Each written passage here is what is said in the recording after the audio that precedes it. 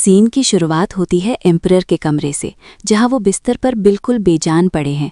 रकील वहां पहुंचता है और देखता है कि एम्परर की हालत बिल्कुल वैसी ही है जैसे उसकी पुरानी दुनिया में उसके पिता की थी। रकील बिना वक्त बर्बाद किए सिस्टम स्कैन या अपनी मेडिकल नॉलेज का इस्तेमाल करता है और चिल्लाता है, स्ट्रोक यानी दिमाग का दौरा। रकील तुरंत वहां खड़े रॉयल डॉक्टर पासरो से पूछता है, ये कब हुआ और इतनी देर क्यों हो गई। डॉक्टर पासरो बताते हैं कि कल रात डिनर के बाद एम्परर को थोड़ा अजीब महसूस हो रहा था। सिर्फ एक ग्लास वाइन पीने के बाद उनकी जुबान लड़खड़ाने लगी और वो ठीक से चल नहीं पा रहे थे। डॉक्टर को लगा कि वो बस नशे में हैं, इसलिए उन्होंने एम्परर को सोने की सलाह दी, लेकिन सुबह तक वो कोमा में जा चुके थे। ये सुनकर रकील का दिमाग खराब हो जाता है। वो डॉक्टर पर चिल्लाता है, बेवकूफ़ हो, तुमने गोल्डन आवर मिस कर दिया। दोस्तों, स्ट्रोक आने के बाद के पहले कुछ घंटे इलाज के लिए सबसे कीमती होते हैं, जिसे गोल्डन आवर कहते हैं, और इन शाही डॉक्टर्स ने उसे गंवा दिया था। अब यहाँ रकील को अपने पिता की चिंता तो है, लेकिन उससे भी ज्यादा चिंता उसे अपनी है। रकील मन ही मन सोचता है, अगर एम्परर मर गए तो ओरिजिनल स्टोरी बदल जाएगी। सेकंड प्रिंस की जगह मुझे एम्परर बनना पड़ेगा, और एम्परर बनने का मतलब है दिन रात काम, मीटिंग्स और पॉलिटिक्स। रकील के पास जीने के लिए वैसे ही कम दिन बचे हैं सिस्टम के हिसाब से, और अगर इतना काम सर पे आ गया तो वो वैसे ही मर जाएगा। उसका मिशन क्लियर है, एम्परर को जिंदा रखना ही होगा ताकि मैं आराम कर सकूं। रकील वापस इलाज पर फोकस करता है। वो डायग्नोज करता है कि ये इस्कीमिक स्ट्रोक है, दिमाग की नस ब्लॉक होना। वो अपनी स्किल से एम्परर के दिमाग की नसों को स्कैन करता है। उसे वो ब्लड क्लॉट मिल जाता है जिसने खून रोका हुआ है, लेकिन तभी रकील को कुछ अजीब दिखता है। वो क्लॉट नॉर्मल नहीं है। मेडिकल साइंस के हिसाब से बहते हुए खून में जो क्लॉट बनता है उसमें लाइंस ऑफ जान, एक तरह के निशान होने चाहिए, लेकिन इस क्लॉट में वो लकीरें नहीं हैं। रकील समझ जाता है ये नेचुरल स्ट्रोक नहीं है, ये किसी ने जानबूझकर किया है। मतलब किसी ने एम्परर को मारने के लिए काला जादू या कोई जहर इस्तेमाल किया है। मामला अब सिर्फ बीमारी का नहीं बल्कि साजिश का है। रकील ये सब सोच ही रहा होता है कि तभी वहां एंट्री होती है आर्च बिशप बर्टोना की। रकील ने ही उन्हें बुलवाया था। आर्च बिशप कहते हैं, मुझे लगा था मेरी दुआओं की ज़रूरत किसी और को होगी, पर खुद एम्परर इस हालत में होंगे ये मैंने नहीं सोचा था। रकील सोचता है, चलो डिवाइन पावर हो या कुछ भी, बस मेरे पिता को ठीक कर दो ताकि मुझे राजा ना बनना पड़े। आर्च बिशप अपनी प्रार्थना शुरू करते हैं। कमरे में रोशनी फैलने लगती है। रकील अपनी स्किल एक्यूपॉइंट स्कैन से चेक करता है कि क्या इस जादुई इलाज का कोई असर हो रहा है, और जो रकील स्कैन में देखता है वो उसे चौंका देता है। जैसे ही आर्च बिशप की पावर अपना काम करती है, एम्परर के ब्रेन सेल्स तेजी से रीजेनरेट होने लगते हैं। रकील हैरान होकर कहता है, क्या ये कैसे मुमकिन है? क्या वो रहस्यमयी क्लॉट गायब होगा या इसके पीछे कोई और बड़ा खतरा है? क्या आर्च बिशप का इलाज काम करेगा या रकील को अपनी मॉडर्न सर्जरी करनी पड़ेगी? प्रिंस देखते हैं कि पेशेंट के ब्रेन सेल्स रीजेनरेट हो रहे हैं। सब हैरान हैं। नॉर्मली ब्रेन डैमेज के बाद रिकवरी इम्पॉसिबल होती है, पर यहाँ तो सेल्स वापस बन रहे हैं।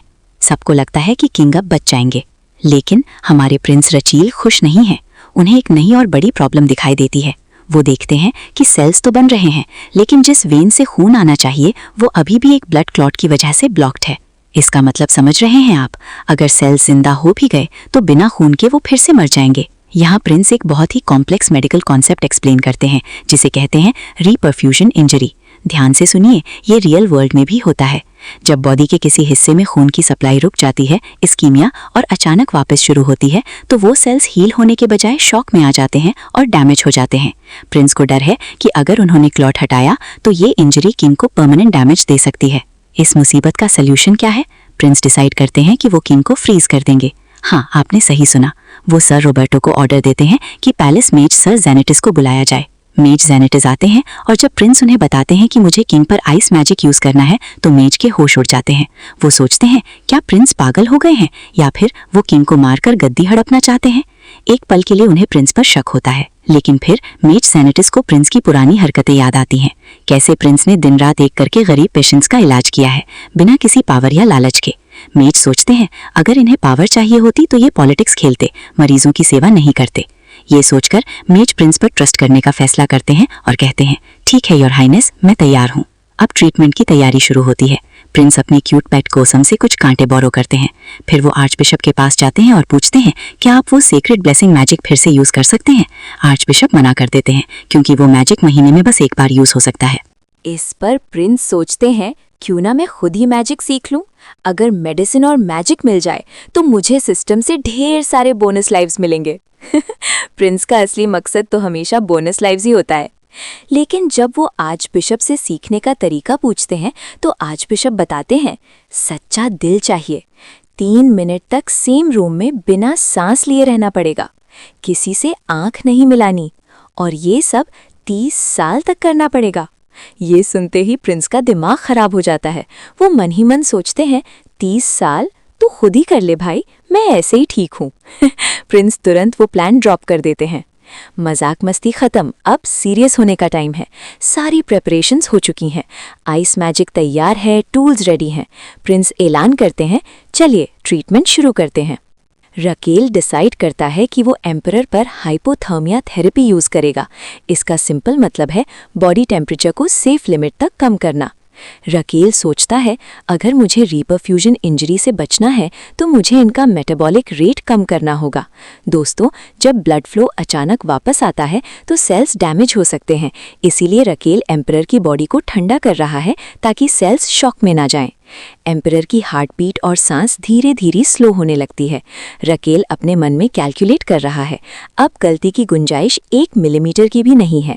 वो गोल्डन मिनट ऑफ पिल का यूज करता है ताकि ब्लड क्लॉट, खून का थक्का, पिघल सके।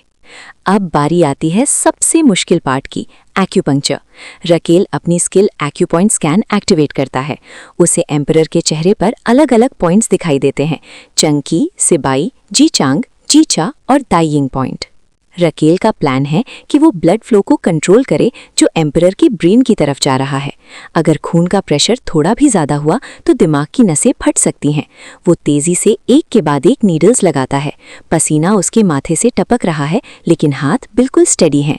धीरे धीरे ब्लड फ्लो 20% तक स्लो हो जाता है। रकेल को फाइनली उम्मीद की किरण दिखती है। वो सोचता है, अब बाकी सब एम्परर की किस्मत और उनकी जीने की चाह पर डिपेंड करता है। इस इंटेंस मोमेंट में रकेल को अपनी पिछली जिंदगी याद आ जाती है, जब वो ली हान था। वो याद करता है उस दिन को जब उसके असली पिता फादर की मौत हुई थी। वो उन्हें बचा नहीं पाया था। रकेल इमोशनल हो जाता है। वो सोचता है, काश मैं उस दिन जल्दी पहुंच जाता, काश मैं एक बार और अपने पापा का हाथ पकड़ पाता। लेकिन उस वक्त उसके पापा के हाथ ठंडे पड़ चुके थे। ये दर्द आज भी उसके दिल में है और यही वजह है कि वो एम्परर को मरने नहीं देना चाहता। वो खुद से वादा करता है, इस बार मैं लेट नहीं होऊंगा। और तभी चमत्कार होता है। एम्परर अपनी आंखें खोलते हैं। वो रकेल को देखते हैं और धीमी आवाज में कहते हैं, मेरे बेटे रकेल, शुक्रिया। रकेल मन ही मन सोचता है, मैं तुम्हारा बेटा नहीं हूँ, क्योंकि वो तो इससे का ही होकर आया है। लेकिन ऊपर से वो एम्परर को संभालता है और कहता है कि वो आराम करें। रकेल अब पूरी तरह से थक चुका है, फिजिकल और मेंटल दोनों तरह से। वो कमरे से बाहर निकलता है ताकि अपनी इमोशंस को कंट्रोल कर सके। बाहर आकर वो रोता है, लेकिन इस बार खुशी के आंसू हैं। वो खुद से कहता है, इस बार मैं लेट नहीं हुआ। ये मोमेंट काफ़ी इमोशनल है दोस्तों, क्योंकि उसने फाइनली अपने पास्ट का गिल्ट मिटा दिया। लेकिन कहानी यहीं ख़त्म नहीं होती। जैसे ही रकेल शांत होता है, सिस्टम का नोटिफिकेशन आता है। सिस्टम कहता है, मुबारक हो, आपने यूरेशिया कॉन्टिनेंट की हिस्ट्री में पहली बार रीपरफ्यूजन इंजरी का कॉन्सेप्ट इंट्रोड्यूस किया है। और यहाँ आता है सबसे फनी पार्ट। सिस्टम ये भी कहता है कि फ्यूचर में जो भी डॉक्टर बनने की पढ़ाई करेगा वो रकेल को गालियाँ देगा, क्योंकि उसने सिलेबस पढ़ा दिया है। बेचारे फ्यूचर मेडिकल स्टूडेंट्स। इस अचीवमेंट के लिए रकेल को ग्रेट डॉक्टर पॉइंट्स GDP मिलते हैं, जिससे वो अब 2 नए लाइव वाउचर्स खरीद सकता है। रकेल खुश हो जाता है कि मेहनत रंग लाई। सीन शिफ्ट होता है अम्बॉयस किंगडम के जिक्र से। ये एक नया लेकिन ताकतवर देश है जो पिछले 150 ईयर्स में तेजी से ऊपर उठा है। भविष्य में यही देश एक बड़ा युद्ध, ग्रेट वॉर शुरू करेगा, जिसमें मैजेंटानो रॉयल फैमिली फंस सकती है। प्रेजेंट में वापस आते हैं। मैजेंटानो के महल में हाहाकार मचा हुआ है। अम्बॉयस का एक एनवॉय काउंट बेंजामिन एम्परर से मिलने आया है। असल में एम्परर ने उसे खुद बुलाया था ताकि मिनटॉर इंसिडेंट के लिए उसे जिम्मेदार ठहराया जा सके। लेकिन प्रॉब्लम यह है कि एम्परर को फ्लू हो गया है। ऑफिशियल्स डर रहे हैं, अगर उन्होंने मीटिंग कैंसिल की और एनवॉय को वापस भेजा तो दुश्मन को लगेगा कि एम्परर कमजोर हैं या कुछ गड़बड़ है। और क्योंकि अम्बॉयस एक दुश्मन देश बनने वाला है, एम्परर की कमजोरी दिखाना मतलब सीधा वॉर को इन्विटेशन देना है। जब सारे ऑफिशियल्स घबरा रहे थे तब हमारा क्राउन प्रिंस एंट्री मारता है। वो कहता है मैं एनवॉय से मिलूंगा। सब शॉक हो जाते हैं, लेकिन प्रिंस का प्लान सिंपल है। वो अपने तरीके से मीटिंग हैंडल करेगा। प्रिंस सोचता है मुझे हर हाल में वॉर रोकनी होगी ताकि मैं अपनी super rich retirement life enjoy कर सकूं। यार, इस बंदे की प्रायोरिटीज बिल्कुल सेट हैं। उधर काउंट बेंजामिन, जो एम्बॉयज का एनवॉय है, वो पूरे एटीट्यूड में है। वो एक डिप्लोमेसी एक्सपर्ट है। वो सोच रहा है कि एम्परर चाहे जो इल्जाम लगाए, वो अपने नेगोशिएशन कार्ड्स यूज करके बाजी पलट देगा। वो खुद को सेक्सी और जीनियस समझ रहा है। वो प्रिंस का वेट कर रहा है और प्रिंस जानबूझकर लेट आता है। बेंजामिन गुस्से में है। एम्परर कहाँ है? ये प्रिंस क्यों आया है? लेकिन वो अपने गुस्से को कंट्रोल करता है ताकि अपनी डिप्लोमेसी स्किल्स दिखा सके। मीटिंग शुरू होती है। बेंजामिन अपनी पॉलिटिकल चाल चलने ही वाला था कि प्रिंस ने उस पर मेडिकल अटैक कर दिया। प्रिंस सीधा बेंजामिन के पास जाता है और उसका हाथ पकड़ लेता है। प्रिंस पूछता है, तुम्हारा सर सुबह भारी रहता है ना? गर्दन यानी नेक के पास दर्द होता है? आंखें कमजोर फील होती हैं? बेंजामिन कंफ्यूज हो जाता है। वो पूछता है, ये क्या हो रहा है? मेरा हाथ छोड़िए। लेकिन प्रिंस रुकता नहीं। वो कहता है, तुम्हारी उंगलियां कांप रही हैं। तुम शराब और स्मोकिंग बहुत करते हो, है ना? बेंजामिन सोचता है, ये क्या बकवास है? मैं यहाँ पॉलिटिक्स डिस्कस करने आया हूँ और ये मेरा चेकअप कर रहा है। वो प्रिंस की बातों में उलझता जा रहा है और उसका सारा कॉन्फिडेंस हिल गया है। यहाँ प्रिंस अपना मास्टर स्ट्रोक खेलता है। वो बेंजामिन को कहता है, आप हमारे लिए बहुत कीमती मेहमान हैं। अगर आपको हमारे महल में कुछ हो गया या आप बेहोश हो गए तो लोग हमारी रॉयल फैमिली को कितना बुरा भला कहेंगे। मैं ऐसा नहीं होने दे सकता। बेंजामिन बेचारा फंस गया। उसे मजबूरी में हाँ बोलना पड़ा। फिर प्रिंस ने एम्परर की बीमारी का राज भी खोल दिया, लेकिन अपने स्टाइल में। उसने कहा, तुम्हें अपनी सेहत का ध्यान रखना चाहिए, वरना तुम्हारा हाल भी एम्परर जैसा हो जाएगा। प्रिंस ने बताया कि एम्परर को सिर्फ बैड फ्लू है क्योंकि वो स्ट्रेस में बहुत स्मोकिंग और ड्रिंकिंग करने लगे थे। ये सुनकर बेंजामिन हैरान रह गया। वो सोचने लगा, ये प्रिंस तो बहुत ऑनेस्ट है। इसने अपनी कमजोरी छुपाने की जगह सच बता दिया और माफी भी मांग ली। बेंजामिन के सारे नेगोशिएशन प्लान्स फेल हो गए क्योंकि वो ऐसे सिंसियर आदमी पर हमला नहीं कर सकता था। बेंजामिन वहां से चला जाता है, ये सोचते हुए कि क्राउन प्रिंस कोई आम इंसान नहीं है। उसने प्रिंस की बातों को सिंसियरिटी समझा, जबकि प्रिंस बस उसे मैनिपुलेट कर रहा था। जब प्रिंस वापस आता है, उसका असिस्टेंट डैमियन पूछता है कि मीटिंग कैसी गई। प्रिंस कहता है, बहुत बढ़िया, और फिर वो डैमियन को एक सुपर सीक्रेट ऑपरेशन देता है। मैजेंटानो एम्पायर के साइड पैलेस से राकियल ने एम्परर को चुपके से साइड पैलेस में एडमिट कर लिया है। वहां का माहौल बहुत टेंस है। राकियल अपने खास गार्ड लो से कहता है, आवाज नीचे रखो, किसी को पता नहीं चलना चाहिए कि एम्परर यहाँ है। लो पूछता है, क्या मुझे स्पेशल रॉयल गार्ड्स को इमरजेंसी के लिए रेडी करना चाहिए? राकियल कहता है, बिल्कुल, बिंगो। लो को लगता है कि राकियल एम्परर की सुरक्षा के लिए दिन रात मेहनत कर रहा है और ट्रेनिंग कर रहा है, लेकिन असलियत तो हम जानते हैं, राकियल बस एम्परर का इलाज करके थक चुका है। लो बेचारा सोच रहा है, वाह, प्रिंस कितने महान हैं, अपनी लिमिट्स तोड़ रहे हैं। और यहाँ राकियल सोच रहा है, भाई बस 1 महीना और निकल जाए, जब तक आर्च बिशप आकर सीक्रेट ब्लेसिंग्स ना दे दे, तब तक मुझे ही एम्परर को जिंदा रखना है। राकियल जानता है कि अगर वो ज्यादा दिन पैलेस में रहा तो लोगों को शक हो जाएगा कि एम्परर की तबीयत खराब है, इसलिए वो जल्दी से अपने अगले वीआईपी गेस्ट यानी शिकार की तैयारी में लग जाता है। अब सीन शिफ्ट होता है एम्बॉयज किंगडम में। वहां के किंग मेरोवंजर गुस्से में है। उनका दूत काउंट बेंजामिन वापस आ गया है। किंग पूछते हैं, कैसी रही मुलाकात? क्या तुम मैजेंटानो के एम्परर से मिले? बेंजामिन डरते हुए कहता है, नहीं महाराज, मैं एम्परर से तो नहीं मिल पाया, लेकिन क्राउन प्रिंस राकियल से मिला। और यहाँ बेंजामिन वो बॉम्ब फोड़ता है जो राकियल ने भेजा था। बेंजामिन बताता है, क्राउन प्रिंस ने डिमांड की है कि हमारी प्रिंसेस एडेलाइन अगले 6 महीने के लिए मैजेंटानो की राजधानी में रहें। ये सुनते ही किंग का पारा हाई हो जाता है। क्या 6 महीने? वो मेरी बेटी को हॉस्टेज बनाना चाहता है? हम कोई गुलाम देश नहीं है, क्या वो जंग चाहता है? किंग पूरा गुस्सा हो जाते हैं और बेंजामिन को डांटने लगते हैं कि उसने वहां इस बात का विरोध क्यों नहीं किया। लेकिन यहाँ आता है कहानी का असली ट्विस्ट। हमें दिखाया जाता है एक फ्लैशबैक। जब राकियल बेंजामिन से मिला था तो उसने अपना एक स्पेशल सिस्टम स्किल यूज किया था, लाइव वाउचर। सिस्टम नोटिफिकेशन आया था, count Benjamin has started to fall for your lie. राकियल ने बेंजामिन से झूठ बोला था कि वो दोनों देशों के बीच एक कंस्ट्रक्टिव और पीसफुल रिश्ता चाहता है, लेकिन बेंजामिन, जो अब इस झूठ के नशे में था, उसने इसका मतलब कुछ और ही निकाल लिया। बेंजामिन ने सोचा, ओह, इसका मतलब क्राउन प्रिंस हमारी प्रिंसेस एडेलाइन को पसंद करते हैं, वो उनसे शादी करके एक पावरफुल एम्पायर बनाना चाहते हैं। बेचारे बेंजामिन को लगा कि ये हॉस्टेज सिचुएशन नहीं बल्कि लव स्टोरी की शुरुआत है। वापस प्रेजेंट में बेंजामिन किंग को समझाता है, महाराज शांत हो जाइए, क्राउन प्रिंस हमारी प्रिंसेस के साथ क्लोज रिश्ता बनाना चाहते हैं। सोचिए, अगर दोनों की शादी हो गई तो हमारा देश कितना पावरफुल बन जाएगा। पहले तो किंग मानने को तैयार नहीं थे, लेकिन फिर बेंजामिन उन्हें रकील का भेजा हुआ लेटर देता है। लेटर पढ़ते ही किंग के जज्बात बदल जाते हैं। जो किंग अभी जंग की बात कर रहा था, वो अचानक कहता है, मैंने शायद जल्दी में जज कर लिया। मैगेंटानो का क्राउन प्रिंस तो बड़े सपने देखने वाला इंसान लगता है, मुझे वो पसंद आया। किंग तुरंत ऑर्डर देता है, जाओ प्रिंसेस एडेलाइन को बुलाओ, हम इस रिश्ते के लिए तैयार हैं। और मन ही मन रकेल इमेजिनेशन में किंग को ससुर जी फादर इन लॉ बोल रहा है और किंग उसे दामाद जी सन इन लॉ। एडेलिन जो प्रिंस के बुलाने पर यहाँ आई है, काफी गुस्से में लग रही है। वो प्रिंस से साफ कह देती है कि वो यहाँ सिर्फ 6 महीने रहेगी, क्योंकि उसके पिता ने वादा किया था। लेकिन इसके अलावा वो प्रिंस की कोई और बात नहीं मानेगी। प्रिंस, जो हमेशा की तरह शांत और थोड़ा चालाक है, उसे एक टॉनिक ऑफर करता है। वो कहता है, मैंने सिर्फ तुम्हें खाने के लिए बुलाया और ये बेहतरीन टॉनिक दिया ताकि तुम्हारी थकान दूर हो सके, लेकिन तुम तो डरी हुई लग रही हो। ये सुनते ही एडलिन का ईगो हर्ट हो जाता है। वो सोचती है, ये मुझे डरपोक कह रहा है। प्रिंस आग में घी डालते हुए कहता है कि एडलिन को शायद डर है कि कहीं टॉनिक में जहर तो नहीं। अपनी बेगुनाही साबित करने के लिए प्रिंस अपने सर्वेंट गार्डन को बुलाता है।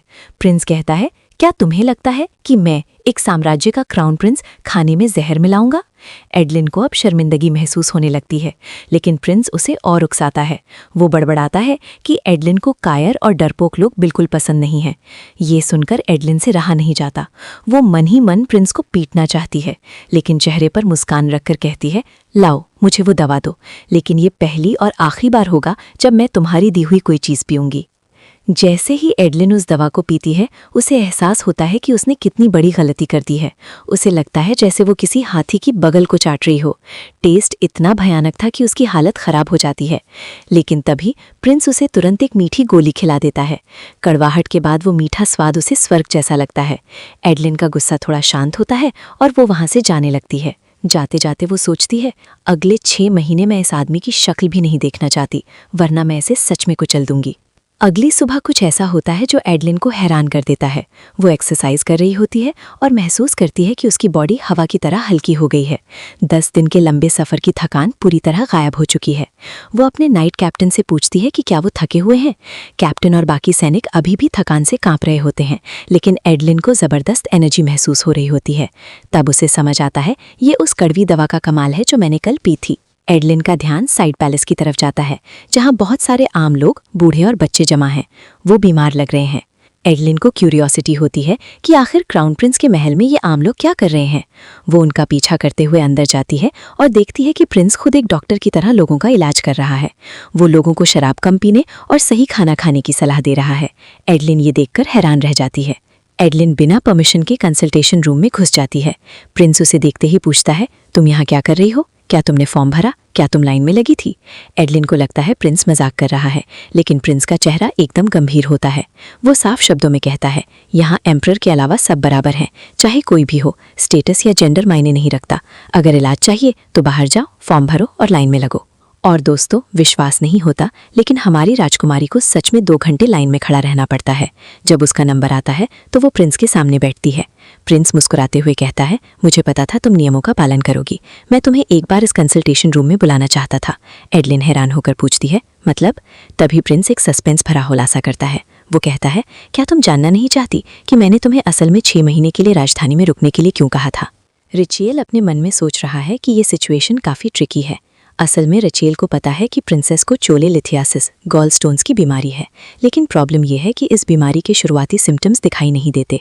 रचेल सोचता है, अगर मैंने सीधा कहा कि तुम बीमार हो तो वो मानेगी नहीं, और अगर पेशेंट खुद अपनी बीमारी एक्सेप्ट ना करे तो इलाज करना नामुमकिन है। इसीलिए रचेल एक शॉक थेरेपी का यूज़ करने का फैसला करता है। वो सीधा प्रिंसेस की आंखों में देखकर कहता है, प्रिंसेस, तुम्हारे पास सिर्फ 2 साल बचे हैं, तुम मरने वाली हो। ये सुनते ही प्रिंसेस एडेलिन हैरान रह जाती है।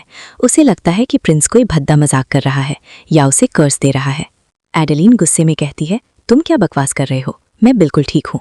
रचेल जानता था कि ये रिएक्शन आएगा, इसीलिए वो अपनी बात को वेरीफाई करने के लिए एक झूठ बोलता है जो टेक्निकली सच जैसा साउंड करे। वो कहता है, ये मैं नहीं कह रहा, ये इंपीरियल इंटेलिजेंस डिपार्टमेंट की रिपोर्ट है। हमारे जासूस हर जगह हैं, यहाँ तक कि आर्म बॉयज़ के रॉयल फैमिली में भी। उन्होंने तुम्हारे डेली रूटीन और छोटी छोटी हेल्थ साइंस को एनालाइज करके ये कंक्लूजन निकाला है। रेचल इतने कॉन्फिडेंस से झूठ बोलता है कि एडेलाइन थोड़ी कंफ्यूज हो जाती है। वो सोचती है, पहले मुझे लगा ये सीरियस बंदा है, पर अब लग रहा है ये बस मेरा मजाक उड़ा रहा है। वो गुस्से में खड़ी हो जाती है। ये मजाक बहुत ही बेकार था प्रिंस।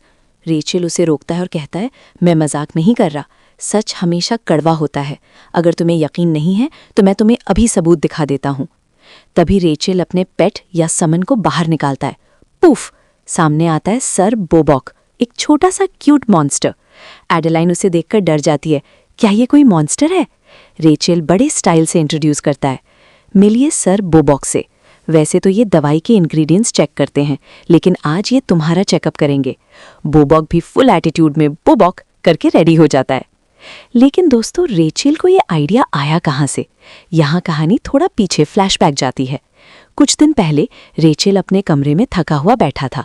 तभी उसके इंटेस्टाइन्स हमेशा की तरह कंप्लेंट करना शुरू कर दिया। सिस्टम नोटिफिकेशन आता है, आपके इंटेस्टाइन्स आपकी इर्रेगुलर नींद से नाराज हैं, वो हड़ताल करने की सोच रहे हैं। रेचल परेशान हो जाता है, अरे यार, अब क्या प्रॉब्लम है तुम लोगों को? तभी खबर आती है कि प्रिंसेस एडेलाइन आने वाली है। रेचल के ऑर्गन्स, जो कि अलग ही लेवल के ट्रोल हैं, उसे टीज करने लगते हैं। ऑर्गन्स कहते हैं, ओहो, ससुर जी ने हाँ कर दी, प्रिंसेस आ रही है, प्रिंस जल्दी से प्रपोज करो और शादी कर लो। यहाँ तक कि इंटेस्टाइन्स खुशी के मारे उसे 1000 HP गिफ्ट में दे देते हैं। लेकिन रेचल उन्हें समझाता है, अबे गधों, मैं प्रपोज करने नहीं, उसे बचाने के लिए बुला रहा हूँ। अगर वो मर गई तो वॉर शुरू हो जाएगी। ये सुनते ही इंटेस्टाइन्स का मूड ऑफ हो जाता है और वो अपना दिया हुआ HP वापस मांगने लगते हैं, रिफंड माई HP। इसी बीच रेचल अपने ऑर्गन से सलाह लेता है कि प्रिंसेस को कैसे यकीन दिलाए। ऑर्गन सजेस्ट करते हैं, प्रिंस, क्यों ना आप अपनी पल्स रीडिंग स्किल को लेवल अप कर लो, इससे आप दूसरों को भी उनकी बीमारी दिखा पाओगे। रेचल को आइडिया पसंद आता है, वो अपनी स्किल को लेवल 6 पर अपग्रेड कर लेता है। स्किल डिस्क्रिप्शन कहती है, अब आप पेशेंट की हेल्थ का 3D स्कैन और डिटेल रिपोर्ट दूसरों को भी दिखा सकते हैं। वापस प्रेजेंट में आते हैं। रेचल ने बोबॉक के थ्रू अपनी नई स्किल एक्टिवेट कर दी है। Skill exclusive option, acupoint scan. बोबॉक चमकने लगता है और प्रिंसेस एडेलाइन घबरा रही है। प्रिंस प्रिंसेस से कहता है, अगर मैं तुम्हें ठीक करूं तो मुझे तुम्हारा सहयोग चाहिए। इस पर प्रिंस अपना तरीका समझाने के लिए अचानक हवा में एक जोर का पंच मारता है और कहता है, ये बहुत सिंपल है, तुम्हें बस अपनी मुट्ठी का यूज करना है और अपने ही पेट पर मारना है। प्रिंसेस की आंखें फटी की फटी रह जाती हैं। वो डरते हुए कहती है, क्या बकवास कर रहे हो? मैं अपने ही पेट पर मारूं और उससे मेरी पथरी ठीक हो जाएगी? ये इलाज कम और असैसिनेशन का नया तरीका ज्यादा लग रहा है। प्रिंस मुस्कुराता है और एक्सप्लेन करता है। वो पूछता है, प्रिंसेस, क्या तुम अपनी बॉडी से माना रिलीज कर सकती हो? प्रिंसेस हाँ में सर हिलाती है। प्रिंस कहता है, प्लान ये है, तुम अपने हाथ से माना डिस्चार्ज करोगी जब तुम पंच मारोगी, और मैं अपनी अश्राहन कोर टेक्निक का यूज करके उस माना के इम्पैक्ट को रीडायरेक्ट कर दूंगा। मतलब चोट तुम्हारे पेट पर नहीं लगेगी, बल्कि सीधा अंदर छुपे हुए गॉलस्टोन्स पर लगेगी और वो टूट जाएंगे। सुनने में ये क्रेजी लगता है, पर प्रिंसेस के पास और कोई रास्ता नहीं था। प्रिंसेस मान तो जाती है, लेकिन एक शर्त रखती है। वो कहती है, अगर तुम्हारा ये तरीका काम कर गया और मैं ठीक हो गई तो मुझे वापस अपने किंगडम जाने की इजाज़त चाहिए। मुझे यहाँ रुकने की पूरी ड्यूरेशन कंप्लीट नहीं करनी। प्रिंस बिना सोचे तुरंत मान जाता है। ठीक है, अगर तुम ठीक हो गई तो तुम्हें यहाँ रुकने का कोई मतलब भी नहीं बनता। प्रिंसेस को थोड़ा अजीब लगता है कि प्रिंस इतनी आसानी से कैसे मान गया। उसे लगता है कहीं वो किसी जाल में तो नहीं फंस रही। लेकिन भीड़ भाड़ से बचने के लिए वो लोग एक प्राइवेट कंसल्टेशन रूम में चले जाते हैं। अब शुरू होता है असली एक्शन। प्रिंस प्रिंसेस को पोजीशन लेने को कहता है, थोड़ा नीचे, हाँ थोड़ा लेफ्ट, बस यहीं। वो उसे इंस्ट्रक्ट करता है कि अपने माना को एक सुई की तरह शार्प और कॉन्सेंट्रेटेड बनाए। प्रिंसेस गहरी सांस लेती है और बूम, वो अपने पेट पर पहला पंच मारती है। प्रिंसेस हैरान रह जाती है, उसे दर्द ही नहीं हुआ। वो सोचती है, मेरा माना पेट में गया तो सही, पर दर्द क्यों नहीं हुआ? ऐसा लगा जैसे किसी ने उस एनर्जी को गायब कर दिया हो। प्रिंस खुश होकर बोबॉक, जो शायद उनका डायग्नोस्टिक पैट या स्क्रीन है, की तरफ इशारा करता है। वहां साफ दिखता है कि गॉलस्टोन्स पर दरार पड़ गई है। निशाना बिल्कुल सही लगा था। इसके बाद प्रिंसेस फुल फॉर्म में आ जाती है। वो लगातार पंचेज मारना शुरू करती है। 1, 2, 3। बाहर खड़े लोगों को लगता है जैसे भूकंप आ गया हो। जब ट्रीटमेंट खत्म होता है, प्रिंस कंफर्म करता है कि सारे स्टोन्स टूट चुके हैं। प्रिंसेस खुश होती है कि ये इतनी जल्दी हो गया। लेकिन यहाँ आता है कहानी में ट्विस्ट। प्रिंसेस नोटिस करती है कि प्रिंस काफ़ी थका हुआ लग रहा है। वो सोचती है, 1 मिनट, वो इम्पैक्ट वेव जो गायब हो रही थी वो गई कहाँ? तभी उसे रियलाइजेशन होता है, वो सारा दर्द, वो सारा इम्पैक्ट प्रिंस ने खुद अब्सॉर्ब कर लिया था ताकि प्रिंसेस को दर्द ना हो। प्रिंसेस की माना उम्मीद से ज्यादा स्ट्रांग थी। प्रिंस लड़खड़ाने लगता है। प्रिंसेस चिल्लाती है, तुमने ऐसा क्यों किया? इतना रिस्क क्यों लिया? प्रिंस गिरते हुए बस इतना कहता है, क्योंकि तुम मेरी पेशेंट हो और जब तक तुम ट्रीटमेंट ले रही हो तुम्हारी जिम्मेदारी मेरी है। इस डायलॉग के साथ प्रिंस बेहोश होने लगता है और कहता है कि उसे थोड़े आराम की जरूरत है। प्रिंसेस घबराकर चिल्लाती है, क्राउन प्रिंस सीन ओपन होता है जहां क्राउन प्रिंस प्रीवियस ट्रीटमेंट के बाद अनकॉन्शियस हो गए हैं। डॉक्टर उन्हें चेक कर रहा है और प्रिंसेस एडेलाइन चिंतित होकर पूछ रही हैं कि क्या क्राउन प्रिंस ठीक है। डॉक्टर बताता है कि क्राउन प्रिंस का फीवर नहीं है, ब्रीडिंग और पल्स भी नॉर्मल है, लेकिन प्रिंसेस कंफ्यूज्ड है कि अगर सब ठीक है तो वो वेकअप क्यों नहीं हो रहे। डॉक्टर एक्सप्लेन करता है कि क्राउन प्रिंस ने बहुत शॉर्ट टाइम में अपने बॉडी पर बहुत ज्यादा स्ट्रेस डाल दिया था, इसलिए उनका बॉडी नेचुरली रेस्ट चाहता है और वो डीप स्लम्बर में चले गए हैं। डॉक्टर ये भी बताता है कि क्राउन प्रिंस वैसे भी वीक बॉडी कॉन्स्टिट्यूशन के साथ पैदा हुए थे,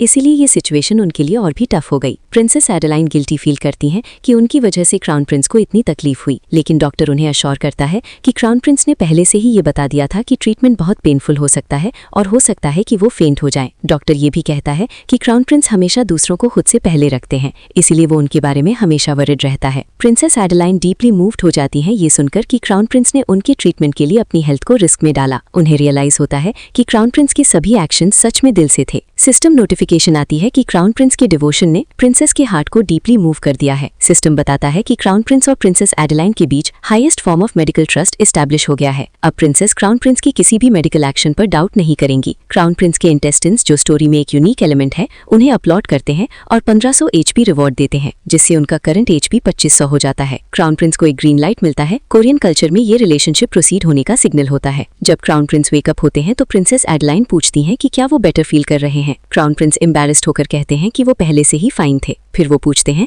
कि फेंट होने से पहले वो क्या बोल रहे थे। प्रिंसेस उन्हें टीज करती हैं कि वो बहुत क्रिंजी बातें बोल रहे थे। जब क्राउन प्रिंस कहते हैं कि उन्हें याद नहीं, तो प्रिंसेस याद दिलाती हैं, now that you receive the treatment your my. Crown Prince तुरंत उन्हें स्टॉप करते हैं और टॉपिक चेंज कर देते हैं। क्राउन प्रिंस एक्सप्लेन करते हैं कि ट्रीटमेंट में रिस्क लेना जरूरी था, लेकिन अब वो ठीक हैं। वो प्रिंसेस को अश्योर करते हैं कि आफ्टरनून में वो उनका ट्रीटमेंट कंटिन्यू करेंगे और आज फेंट नहीं होंगे। प्रिंसेस एडेलाइन एक इमोशनल मोमेंट में बताती हैं कि उन्होंने क्राउन प्रिंस पर ट्रस्ट करने का डिसीजन लिया है। उन्होंने देखा है कि क्राउन प्रिंस ने उन्हें ट्रीट करने के लिए कितनी मेहनत की और कितना कुछ एंड्योर किया, इसीलिए वो अब बिलीव करती हैं कि गैल स्टोन्स को रिमूव करना उनकी सर्वाइवल के लिए जरूरी है। प्रिंसेस क्राउन प्रिंस को थैंक यू भी कहती हैं, जो उनके लिए बहुत इंपॉर्टेंट था। क्राउन प्रिंस थोड़ा एम्बैरेस्ड फील करते हैं, लेकिन ट्रीटमेंट शुरू कर देते हैं। ट्रीटमेंट के दौरान क्राउन प्रिंस अपनी असरहन कोर टेक्निक का यूज करके एक्सटर्नल माना इम्पैक्ट को कंटिन्यूअसली अब्सॉर्ब करते हैं। ये प्रोसेस उनकी टेक्निक के लिए प्रेशियस एक्सपीरियंस बन जाता है। सिस्टम नोटिफिकेशन, असरहन core technique level up, stage single circle level 4, level 6, mana increase 170%, number 1 slot की स्टोरेज 12L, 13L, 15L। कुछ डेज बाद 15वां गैलस्टोन भी सक्सेसफुली डिस्ट्रॉय हो जाता है। अब सिर्फ एक और गैलस्टोन डिस्ट्रॉय करना बाकी है। प्रिंसेस एक्नॉलेज करती हैं कि क्राउन प्रिंस ने बहुत हार्ड वर्क किया है। क्राउन प्रिंस थोड़ा सार्कास्टिक होकर कहते हैं, how about feeling thankful to me instead. Princess पूछती हैं कि क्या वो कोई रिवॉर्ड चाहते हैं। क्राउन प्रिंस सीरियस होकर कहते हैं, I want your kingdom to never start a war with us for the rest of our lives. ये सुनकर प्रिंसेस शॉक्ड रह जाती हैं। वो कहती हैं कि क्राउन प्रिंस ने कुछ बहुत अनएक्सपेक्टेड बोल दिया है। प्रिंसेस कन्फेस करती हैं कि क्राउन प्रिंस जैसा कोई बहुत इंटरेस्टिंग है और उन्होंने पहले कभी ऐसा कोई नहीं देखा। क्राउन प्रिंस टोटली कंफ्यूज्ड हो जाते हैं कि प्रिंसेस क्या कह रही हैं। वो क्विकली टॉपिक चेंज करते हैं और कहते हैं कि आज के लिए ट्रीटमेंट स्टॉप करना होगा, क्योंकि उन्हें एक पेशेंट को डिस्चार्ज करना है। किंग को ट्रीट करते समय क्राउन प्रिंस फिर से स्ट्रगल करते नजर आते हैं। किंग बोलने की स्ट्रेंथ नहीं रही तो वो पेन और पेपर मांगते हैं। एक कैरेक्टर शॉक्ड होकर कहता है, what on earth are you saying. King बताते हैं कि जब वो सिक थे तो कुछ बहुत क्राफ्टी हुआ था। फिर किंग पूछते हैं, so which date do you intend to go with. Crown prince confused होकर पूछते हैं, a date, what's that supposed to mean. सम्राट क्राउन प्रिंस को एम्बॉयज की प्रिंसेस से जुड़ी बातों पर जोरदार तरीके से लताड़ते हैं। सम्राट कहते हैं, मैं ये नहीं पूछूंगा कि तुमने एम्बॉयज कहते एनबॉय को कैसे अपने पक्ष में किया, लेकिन इतनी बड़ी बात मैरिज जैसी बिना किसी से सलाह किए कैसे फाइनल कर दी। यानी सबको लग रहा है कि क्राउन प्रिंस ने कहीं प्रिंसेस को पताने वाला गेम तो नहीं खेला। और हमारा MC अंदर ही अंदर सोचता है, ये लोग समझ रहे हैं मैं फ्लर्ट कर रहा हूँ और इतनी बात समझाना भी बहुत झंझट है। यहाँ MC चालाकी से बात घुमा देता है और बोलता है, मैंने प्रिंसेस को राजधानी तक तो लाया, लेकिन चीज़ें प्लान के हिसाब से नहीं हुई और मुझे रिजेक्ट कर दिया गया। सम्राट शौक में पूछते हैं, कहीं तुमने उस पर मूव तो नहीं किया। और MC हाँ कह देता है। बस फिर क्या, सम्राट इतना जोर से रिएक्ट करते हैं कि उन्हें फिर से हीलिंग के लिए आर्च बिशप्स को बुलाने की नौबत आ जाती है और पैलेस में हड़कंप मच जाता है। कॉमेडी के बीच एक बहुत इमोशनल बीट आता है। MC देखता है कि सम्राट के रिएक्शन में कहीं ना कहीं पेरेंटल केयर भी है और वो सोचता है, मैं तो उनका असली बेटा भी नहीं, फिर भी क्या मैं इतना वार्म ट्रीटमेंट डिजर्व करता हूँ। उसी वक्त उसे याद दिलाया जाता है कि पेशेंट्स इंतजार कर रहे हैं और उसे तुरंत काम पर लगना है। जाते जाते ये भी साफ हो जाता है कि एम्परर पर जो असैसिनेशन अटेम्प्ट हुआ था उसका कल्प्रिट अभी तक पकड़ा नहीं गया है। मतलब पैलेस में खतरा अभी भी टला नहीं है। अब सम्राट भी सतर्क रहेंगे और MC को भी केयरफुल रहने का इशारा मिलता है। अब कहानी एकदम अलग मोड में जाती है। एमसी की ट्रीटमेंट का मतलब निकलता है पिटाई। वो बताता है कि 16 दिनों में उसे लगभग 500 बार मारा गया और अब एक आखिरी हिट बाकी है। फिर वो 501वीं बार एक्सटर्नल सोर्स से माना शॉकवेव सह लेता है और सिस्टम या टेक्निक में नया ऑप्शन अनलॉक हो जाता है। नया स्किल है इनडिस्ट्रक्टिबल, जो दिन में एक बार 5 मिनट के लिए चलता है, यानी उन 5 मिनटों में उसे फेंट नहीं होना चाहिए। इतना ही नहीं, उसके ऑर्गन्स तक सेलिब्रेट करते हैं और उसे 2200 HP स्पॉन्सर करते हैं, जिससे करंट HP 4700 हो जाता है। इसके बाद डॉक्टर मोड ऑन एमसी बताता है कि एडेलाइन को कम उम्र में गॉलस्टोन्स होने का टेंडेंसी है, इसलिए कंसिस्टेंट केयर जरूरी है। वो गार्डियन को इंस्ट्रक्शन देता है कि एडेलाइन को इंजिनो डिकॉक्शन 2 हफ्ते लगातार लेना होगा ताकि बॉडी को सूट करे और बाइल फ्लो स्मूथली रहे। यही मेडिकल फीस लेवल 2 वाला स्किल एक्टिवेट होता है और सिस्टम बताता है कि एमसी के ट्रीटमेंट से एडेलाइन की लाइफ एक्सपेक्टेंसी कुल 67 साल 10 महीने बढ़ गई। उस बोनस का 1/1950 हिस्सा एमसी को रिवॉर्ड में मिलता है और उसे 13 दिन का बोनस लाइफ स्पैन मिलता है, जिससे एक्सपेक्टेड लाइफ स्पैन 176 दिन दिखता है। एमसी खुश होता है क्योंकि एडेलाइन अगर सेफली एम्बॉयज की क्वीन बन गई तो वो फ्यूचर वॉर टल सकता है जो मैजेंटानो डायनेस्टी को ओवरथ्रो करने वाला था। जैसे ही लगता है सब सेट है, तभी प्रिंसेस के पास होमलैंड से अर्जेंट मैसेज आता है, अ ह्यूज क्राइसिस। बताया जाता है कि एम्बॉयज के वेस्टर्न रीजन के जैबेलॉन का एक कैडेट रॉयल रिबेलियन शुरू कर चुका है। वो दावा कर रहा है कि करंट रॉयल फैमिली वीक है, इसलिए उसे ओवरथ्रो करना चाहिए।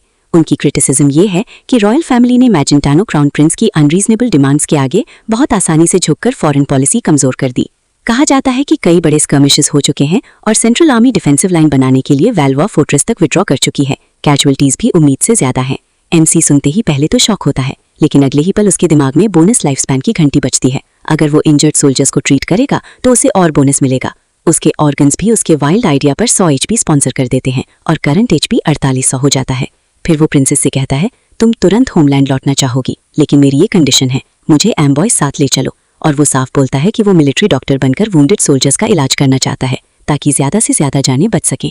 प्रिंसेस उसे धन्यवाद कहती है। तैयारी शुरू होती है।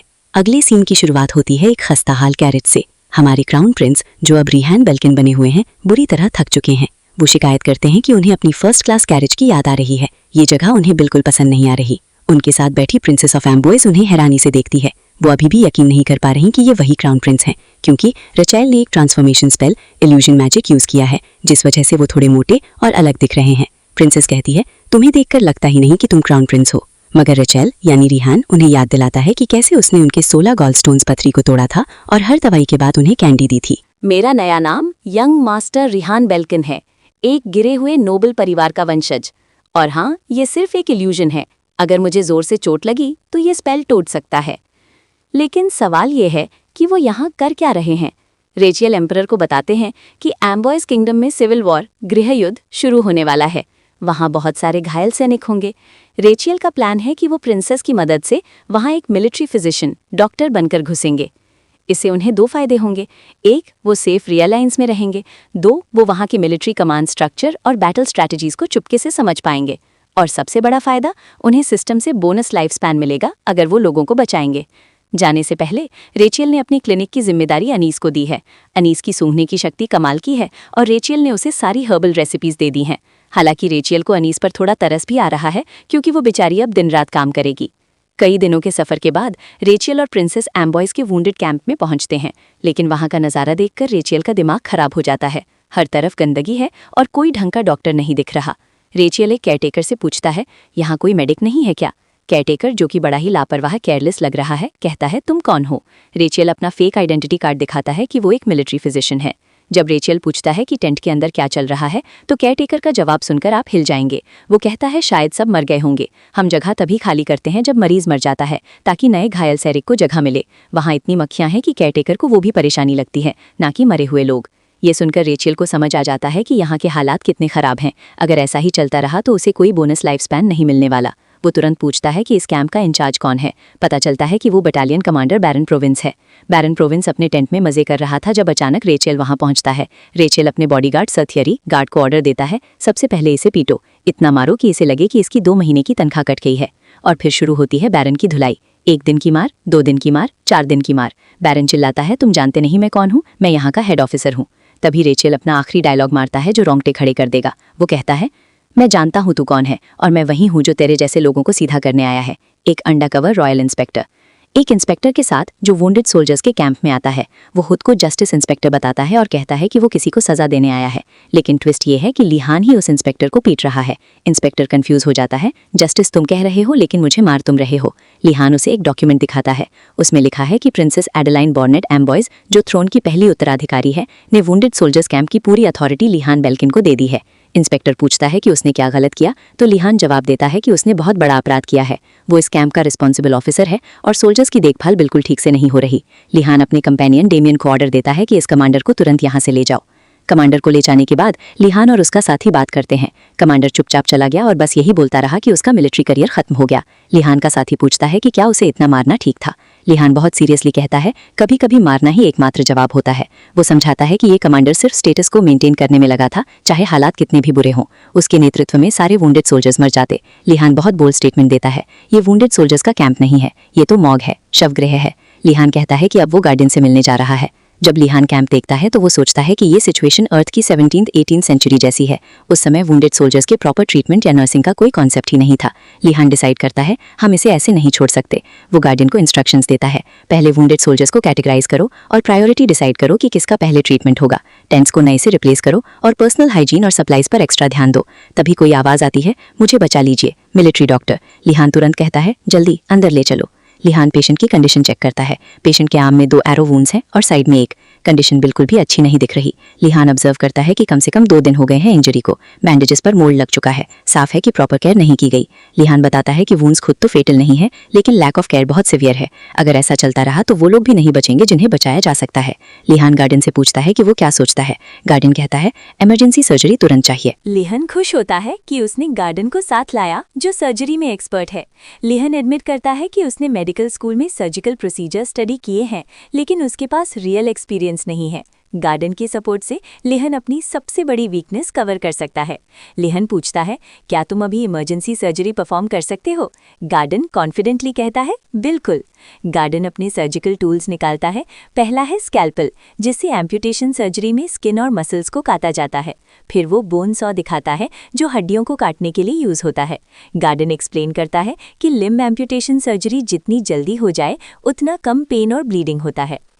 लिहन गार्डन से एक इम्पॉर्टेंट सवाल पूछता है, एनेस्थीसिया कैसे हैंडल करोगे? गार्डन कंफ्यूज हो जाता है, एनेस्थीसिया वो क्या है? फिर उसे समझ आता है, ओह, क्या तुम पेशेंट के पेन को कम करने के मेथड्स के बारे में पूछ रहे हो? गार्डन बताता है कि वो स्ट्रॉन्ग रम को ओपियम के साथ मिक्स करके पेशेंट को पिलाते हैं। इससे पेशेंट अनकॉन्शियस हो जाता है, जो सर्जरी के दौरान फुली अवेक रहने से बेहतर है। गार्डन हंसते हुए कहता है कि वो रम की जगह वॉडका यूज करता है, टेस्ट बेहतर होता है। गार्डन पूछता है कि लिहन कौन सी सर्जरी प्लान कर रहा है। गार्डन सजेस्ट करता है, एम्प्यूटेशन। मुझे लगता है हमें एरो वुंड वाला आर्म पहले काट देना चाहिए।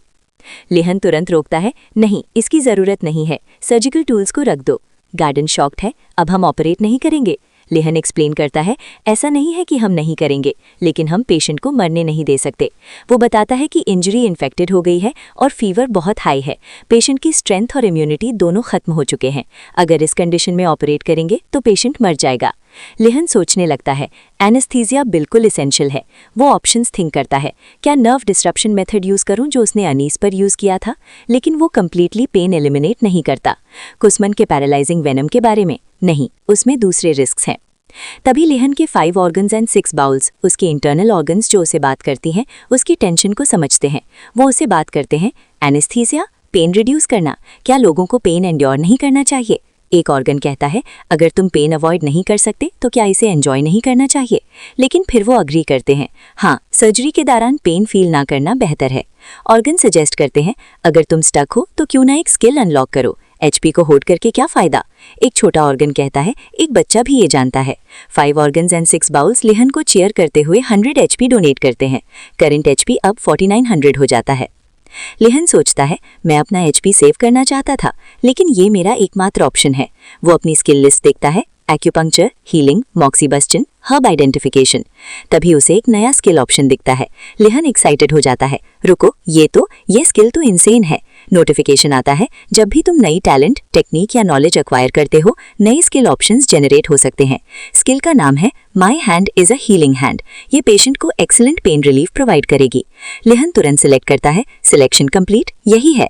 स्किल की फुल डिटेल्स अपीयर होती हैं। Skill name my hand is a healing hand. Level 1, patient के बॉडी को जेंटली स्ट्रोक करने से पेन रिड्यूस होगा, जो लोकल एनेस्थीसिया का इफेक्ट देगा। एनेस्थीसिया की स्ट्रेंथ, एरिया और ड्यूरेशन स्किल लेवल बढ़ने के साथ इंक्रीज होगी।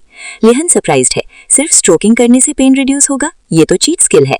लिहन गार्डन से कहता है, मैंने पहले जो कहा था वो भूल जाओ। गार्डन कंफ्यूज है। हाँ, लिहन अनाउंस करता है, मैंने एनेस्थेसाइज करने का तरीका ढूंढ लिया है, सर्जरी के लिए प्रिपेयर करो। पेशेंट का नाम डायॉप है, एक लो रैंकिंग सोल्जर। गार्डन एंथुसियास्टिकली कहता है, समझ गया। लिहन पेशेंट डायॉप से कहता है, मैं अब तुम्हारा ट्रीटमेंट करूंगा, ठीक है? डायॉप घबराते हुए पूछता है, क्या आप मेरा आर्म एम्प्यूटेट करेंगे? लिहन रियश्योर करता है, नहीं, चिंता मत करो, मैं इसे काट नहीं रहा हूँ। लेकिन डायॉप इमोशनल हो जाता है और कहने लगता है, डॉक्टर, मैं एक पॉजिटिव पर्सन हूँ। वो कंटिन्यू करता है, आर्म लूज करने का मतलब मेरी लाइफ का एंड नहीं है। लिहन फिर से कहता है, मैंने कहा ना कि मैं इसे काट नहीं रहा। लेकिन डायॉप अपनी बातें जारी रखता है, कम से कम लेग तो नहीं है, अगर आर्म लूज हो तो सिर्फ एक आर्म अनकंफर्टेबल होगा। लिहन इरिटेटेड हो जाता है, नहीं, आर्म नहीं, साइड का ट्रीटमेंट होगा। डायॉप फिर कहता है, अगर लेग लूज हो तो क्रचेस चाहिए और दोनों हैंड्स इनकन्वीनियंट हो जाते। डियॉप अचानक इमोशनल हो जाता है। मेरा ड्रीम था कि मैं वायलिनिस्ट बनूं।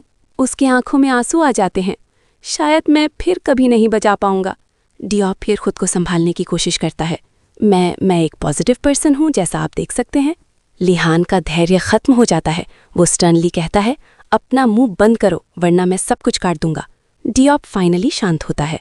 लिहान कामली कहता है, एनीवे, अब चलो एनेस्थीसिया शुरू करते हैं, ठीक? डियॉप क्विकली एग्री करता है, हाँ। लिहान अपने आप को प्रिपेयर करता है। वो नर्वस होकर बोलता है, my hand is a healing hand. फिर वो गाना शुरू करता है, my hand is a healing hand, my hand is a healing hand, my hand is एहिया। लेकिन तभी स्किल की एक्टिवेशन कंडीशंस अपीयर होती हैं। एक्टिवेशन कंडीशंस, तुम्हें spell my hand is a healing hand, my hand is a healing hand, एहिया accurately और continuously recite करना होगा, रिदम के अकॉर्डिंग। लिहान कंटिन्यू करता है, माई हैंड इज, ओह, आज मेरी वॉइस अच्छी कंडीशन में है। लेकिन तभी नोटिफिकेशन आता है, गाने की सिंसियरिटी लैकिंग है। My hand is a healing hand level 1 activate करने में फेल्ड। लिहान फ्रस्ट्रेटेड हो जाता है स्टेटस विंडो पर। Damn status window. My hands are healing hands activate होता है। ये स्किल मरीज के दर्द को तुरंत कम करना शुरू कर देता है और डॉक्टर टीम पहले टेस्ट करती है कि दर्द सच में कम हुआ या नहीं, मतलब ठीक वैसा ही जैसे लोकल एनेस्थीसिया काम करता है। फिर सर गार्डन के साथ मिलकर सर्जरी स्टार्ट होती है। पहले खराब तरीके से सिली हुई चोट को साफ करना, फिर साइड वाली इंजरी ट्रीट करना और शरीर में फंसा हुआ एरो निकालना। अब सबसे बड़ा सवाल उठता है, आर्म की हालत इतनी खराब है कि कुछ लोग एम्प्यूटेशन की बात करते हैं, लेकिन मेन कैरेक्टर कॉन्फिडेंट है कि काटने की जरूरत नहीं पड़ेगी। जैसे जैसे इलाज आगे बढ़ता है, ये स्किल और ज्यादा स्ट्रांग दिखता है। दर्द ना के बराबर और सर्जरी के दौरान मरीज रिएक्ट भी नहीं करता। सर्जरी के बाद घायल सैनिक डियॉफ के साथ एक इमोशनल मोमेंट आता है। वो पूछता है कि आप मेरे साथ इतना अच्छा क्यों कर रहे हो? मैं तो लड़ भी नहीं सकता, सब मुझे बोझ समझते हैं। और हमारा डॉक्टर बहुत सिंपल लेकिन स्ट्रांग लाइन में बात रखता है, तुम घायल सैनिक हो और मैं मिलिट्री फिजिशियन, इलाज करना मेरा काम है, इसमें किसी और वजह की जरूरत नहीं। यहीं से पूरा कैंप हिल जाता है। आसपास के सैनिक और गार्ड्स इसे मिरेकल की तरह देखते हैं और उसकी कहानी पूरे इंजर्ड सोल्जर्स कैंप में फैलने लगती है। इसी के साथ उसे रिवॉर्ड्स भी मिलते हैं, एचपी बढ़ता है और उसकी मेडिकल रेपुटेशन या पॉइंट्स भी ऊपर जाते हैं। अब कहानी एकदम रियलिस्टिक मेडिकल प्रॉब्लम पर आती है। इस युग में छोटा सा इन्फेक्शन भी भयानक बन सकता है और कई बार लोगों के हाथ पैर काटने तक की नौबत आ जाती है। टीम के कुछ लोग फिर से बोलते हैं कि अगर तुरंत एम्प्यूटेशन नहीं किया तो घाव सड़ने लगेगा, लेकिन मेन कैरेक्टर साफ मना करता है। उसका गोल है इन्फेक्शन से लड़ने के लिए सही ट्रीटमेंट बनाना और इसके लिए वो एक खास दवाई, मेडिकल मेथड याद करता है जिसका आइडिया उसे अपनी पढ़ी हुई स्टोरी या नॉलेज से मिलता है। वो सर गार्डन को सबसे पहले कैंप की हाइजीन सुधारने का टास्क देता है। इंजर्ड सोल्जर्स की टेंट, बेडिंग और कपड़े बदलवाना ताकि गंदगी और इन्फेक्शन का रिस्क कम हो। और फिर वो बताता है कि उसे कुछ समय के लिए बाहर जाना होगा क्योंकि असली मेडिसिन सोल्यूशन बनाने के लिए जरूरी चीजें शायद कैंप के बाहर मिलेंगी। अब वो डेमियन के साथ निकलता है, साथ में 6 किंगडम सोल्जर्स और एक गाइड भी होता है जिसका नाम टीम आप बताया गया है। रास्ते में बातों बातों में ये भी दिखता है कि मेन कैरेक्टर कई चीजें किताबों में पढ़ी हुई नॉलेज से निकालता है, लेकिन टाइटल वगैरह याद नहीं, जिससे बाकी लोग उसे थोड़ा अजीब भी मानते हैं। जैसे जैसे टीम जंगल में अंदर जाती है, खतरे की बात आती है कि कहीं ये लोग एपिलॉस नेस्ट के इलाके में ना घुस जाएं, क्योंकि वहाँ मॉन्स्टर्स हो सकते हैं। मेन कैरेक्टर सबको शांत करता है, अगर हम पहले छेड़ेंगे नहीं तो वो आमतौर पर शांत रहते हैं। टीम को थोड़ी राहत मिलती है, लेकिन अगले ही पल वो सबसे बड़ा बम फोड़ देता है। हम छेड़ेंगे नहीं, हम तो उनकी क्वीन को किडनैप करने जा रहे हैं। क्राउन प्रिंस समझाता है कि क्वीन लार्वा से निकलने वाले सब्सटेंस में बहुत पावरफुल एंटीबायोटिक प्रॉपर्टीज हैं। अगर वो इसे एक्सट्रैक्ट कर लें तो कैंप में घायल लोगों को इन्फेक्शन से बचाया जा सकता है और एम्प्यूटेशन की जरूरत नहीं पड़ेगी। लेकिन यहाँ ट्विस्ट आता है। उसका कंपेनियन पूरी तरह शॉक्ड है, क्योंकि उसे पता है कि अफीरोस एक पावरफुल मॉन्स्टर है और जब कोई उनके नेस्ट या लार्वा को डिस्टर्ब करता है तो वे बहुत अग्रेसिव हो जाते हैं। अब कंपेनियन सबसे बड़ा सवाल पूछता है, इस खतरनाक मिशन को कौन करेगा? जो भी ये काम करेगा उस पर नेस्ट के सारे बीज हमला करेंगे।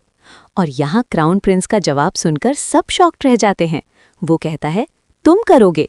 हाँ दोस्तों, वो अपने कंपेनियन को ही ये खतरनाक काम देता है। कंपेनियन पूरी तरह पैनिक मोड में आ जाता है, लेकिन क्राउन प्रिंस उसे अश्योर करता है कि उसे कोई चोट नहीं लगेगी और वो सेफ रहेगा। अब क्राउन प्रिंस अपनी पूरी स्ट्रैटेजी एक्सप्लेन करता है।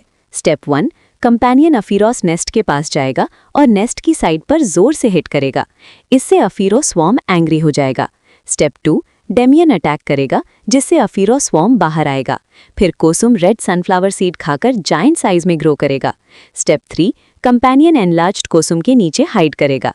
अफीरोस के अटैक्स कोसुम के थॉर्न्स को पेनिट्रेट नहीं कर पाएंगे, इसलिए कंपेनियन सेफ रहेगा। स्टेप 4, जब कोसुम और कंपेनियन अफीरोस को डिस्ट्रैक्ट करेंगे तब क्राउन प्रिंस नेस्ट में घुसकर क्वीन लार्वा को चुरा लेगा। लेकिन कंपेनियन एक बड़ी प्रॉब्लम पॉइंट आउट करता है।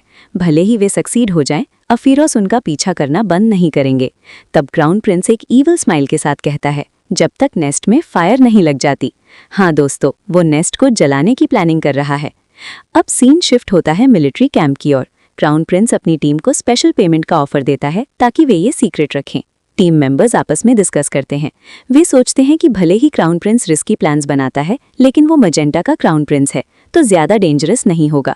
प्लस उन्होंने सुना है कि मिलिट्री मेडिक मिरेकल परफॉर्म करता है, तो अगर वे इंजर्ड हो गए तो उन्हें बचा लिया जाएगा।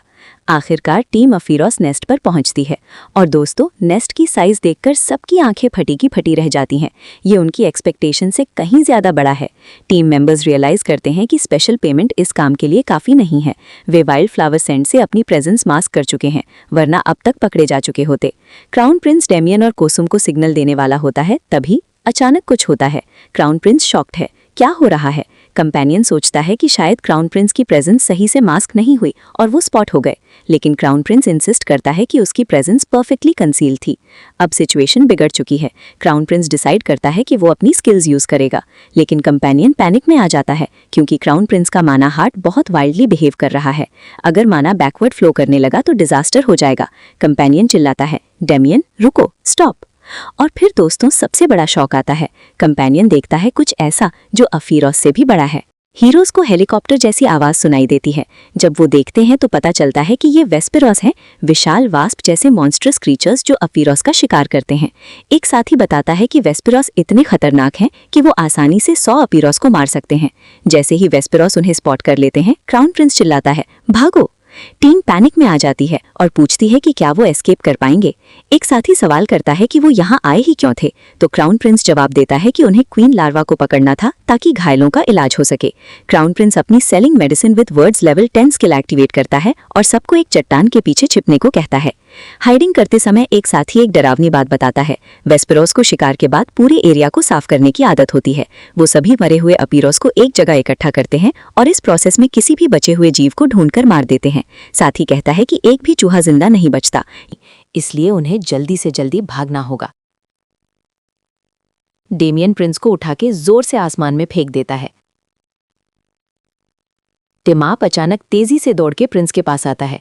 क्राउन प्रिंस हैरान होकर पूछता है कि वो इतना तेज कैसे है, तो टिमाप जवाब देता है कि वो जंगल में रहता था, इसलिए तेज दौड़ सकता है।